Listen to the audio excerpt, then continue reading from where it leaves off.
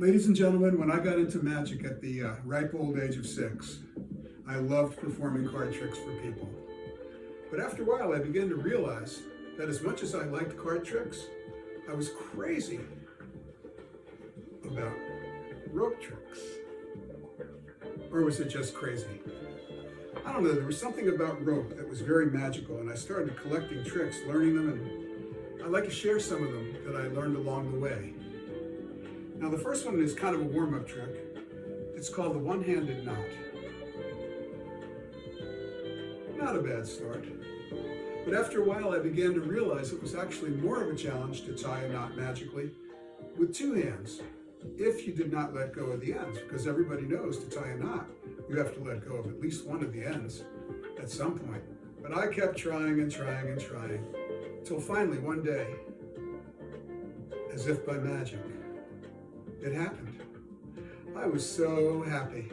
As you can tell, it didn't take much to make me happy. But I wasn't satisfied with that.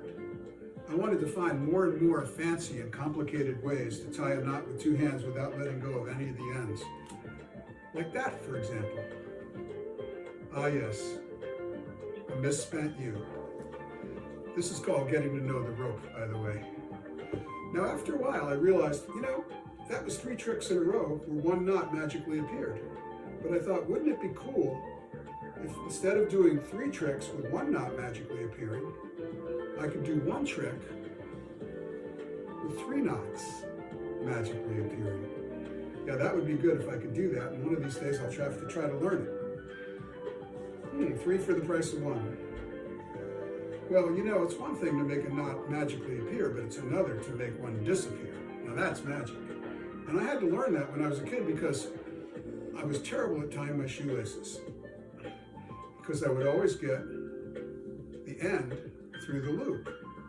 And I think we all know what happens when that happens. It's kind of a hopeless situation. Would you mind holding the end of that for a second? Oh, never mind, forget you saw that. When my grandmother actually tried to teach me to sew. You talk about a hopeless cause. And I'll give you kind of an example here with the rope. Let's see how she did this.